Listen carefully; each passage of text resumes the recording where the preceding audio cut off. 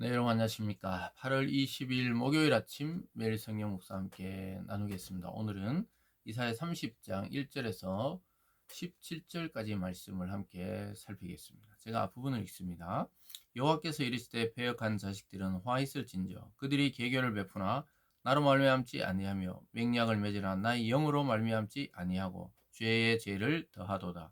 그들이 바로의 세력 안에서 스스로 강하려 하며 애굽의 그늘에 피하려 하여 애굽으로 내려갔으니 나의 입에 묻지 아니하였도다.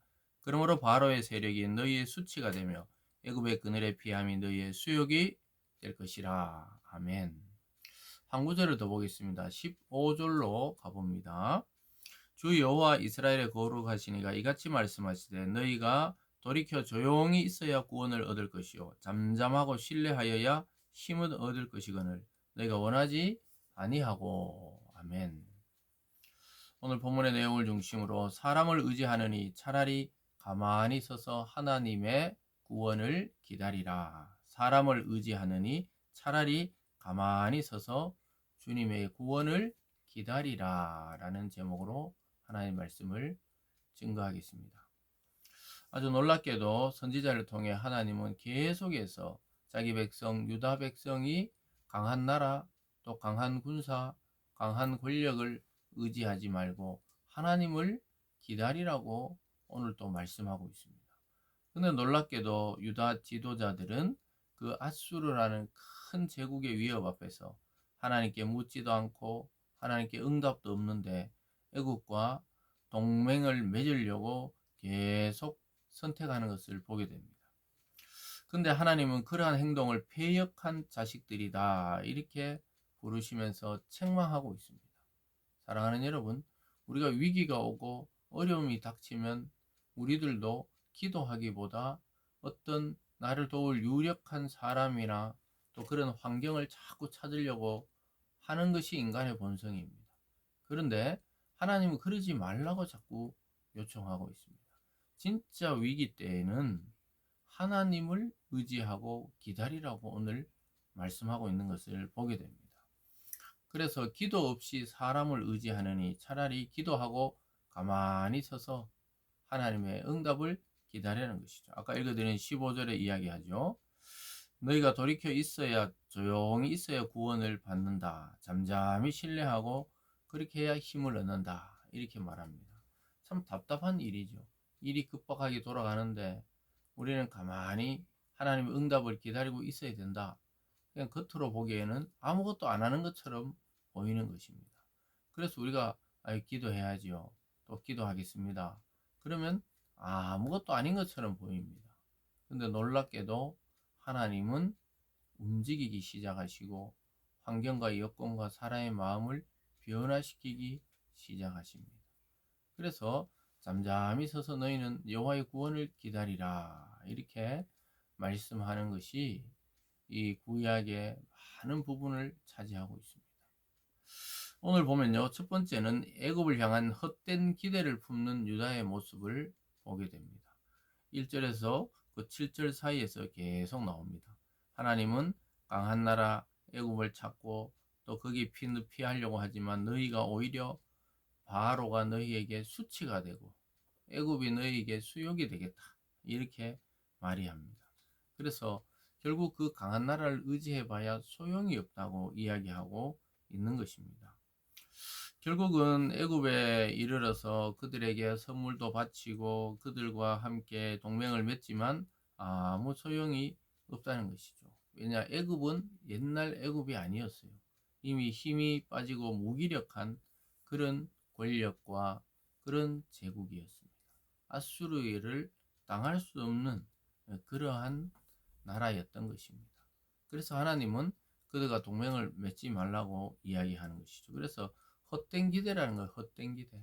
우리가 사람을 기대한다. 정말 이거는 헛된 기대입니다. 그래서 성경에서도 사람은 믿을만 하지 못하다고 말씀합니다. 오직 하나님을 믿고, 그럼 사람은 어떻게 봐야 된다고 그랬죠? 이웃을 내 몸같이 사랑하고 그들의 연약함을 섬겨주고 또 구원받지 못한 자들을 위해서는 기도해주는 그러한 사랑의 대상, 구원의 대상, 복음을 나눌 대상이지 그걸 그들을 믿고 의지하고 따르고 그것은 오류고 또 허상이라고 말씀하고 있습니다. 그래서 또 내려가 보면 이렇게 말합니다. 5절에 보면 그들이 다 자기를 유익하게 하지 못하는 민족으로 말미암아 수치를 당하리니 그 민족이 돕지도 못하며 유익하게도 못하고 수치가 되게 하며 수욕이 되게 할 뿐임이니라.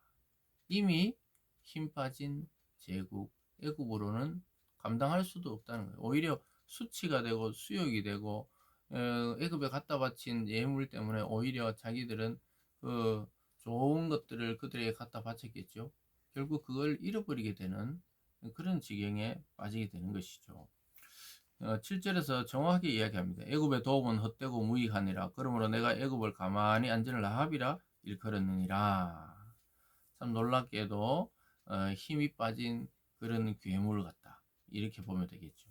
그래 굉장한 것 같은데 겉으로는 이미 힘이 빠져서 무익하고 도울 수 없는 존재가 되어 있다고 하나님은 이사야를 통해 정확하게 그 백성에게 이야기합니다. 그런데 또 쫓아가요. 쫓아가서 그들과 동맹을 맺으려고 애를 쓰는 것을 보게 됩니다. 계속해서 오늘 두 번째는 하나님의 말씀, 선지자가 말한 이 진실을 거부한 대가에 대해서 이야기합니다. 8절에 보면요. 이제 가서 백성 앞에서 서판에 기록하여 책에 써서 후세에 영원히 있게 하라. 대저희는 패역한 백성이요 거짓말하는 자식들이요 여호와의 법을 듣기 싫어하는 자식들이라. 그들이 선견자들에게 이르기를 선견하지 말라. 선지자들에게 이르기를 우리에게 바른 것을 보이지 말라. 우리에게 부드러운 말을 하라. 거짓된 것을 보이라. 참 놀라운 일입니다. 오늘날로 말하면 목회자들 보고 아유 성경의 이야기는 지루하고 하니까 좀 다른 이야기 좀 해주세요. 또 성경에 이렇게 보면 징계나 심판에 대한 부분이 나오잖아요. 그 듣기 싫으니까 그냥 축복받고 잘 살고 잘 먹고 복받고 이런 이야기를 해주세요. 지금 이런 이야기를 하고 있습니다. 자기들 귀에 부드러운 이야기를 좀 해달라는 거예요. 그래서 하나님은 그런 백성을 패역한 백성, 망난이다 이거예요. 망난이. 하나님을 배반한 자녀라고 말씀하고 있습니다. 하나님 말씀을 듣기 싫어했던 것이 이스라엘 멸망의 시작이었습니다. 성도가 또 교회가 하나님 말씀을 바르게 듣기 싫어할 때 그건 이미 교회가 아니고 성도가 아니고 그냥 종교생활 일반 종교생활 하듯이 자기 복받기 위해 어떤 것을 비는 것과 마찬가지라는 것이죠.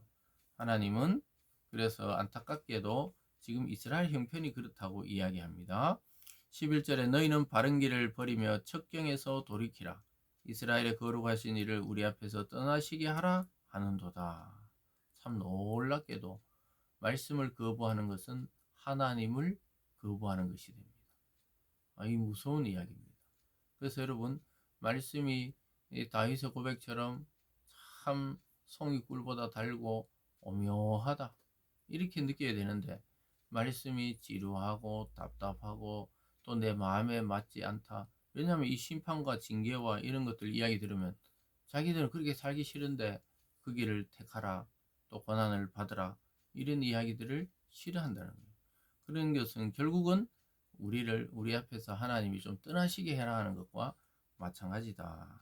참 그 대가는 엄청난 것이죠.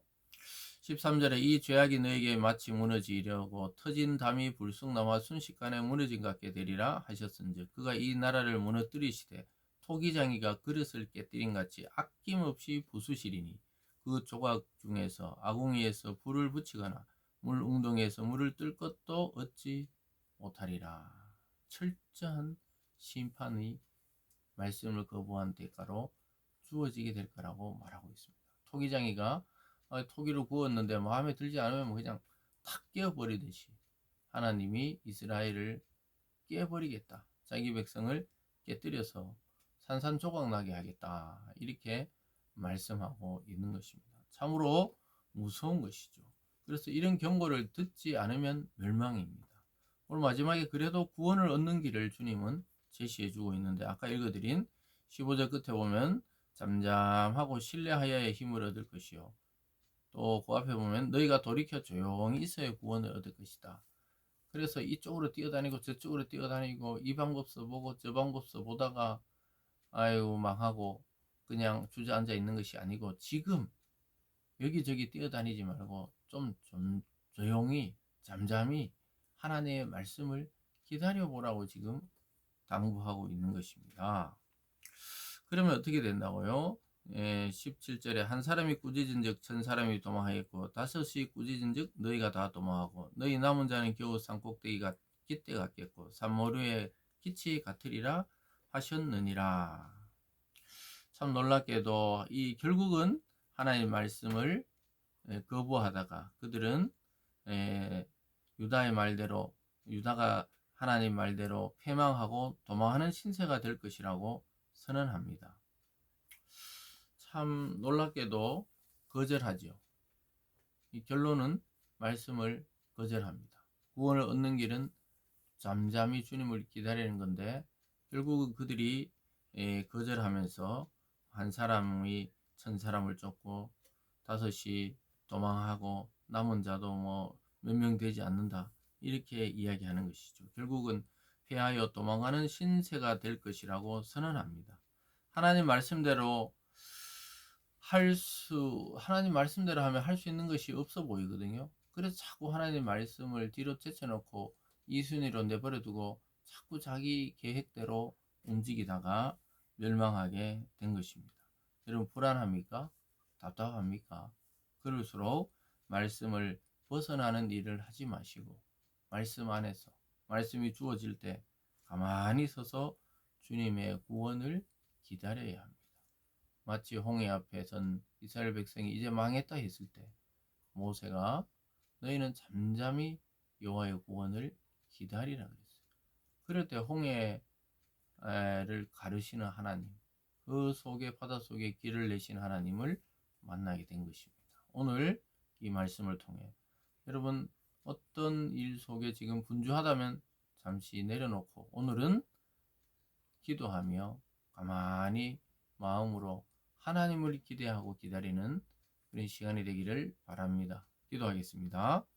사랑의 하나님 아버지, 사람을 의지하지 말고 유다는 애굽을 의지하다 망했다고 말하고 있습니다.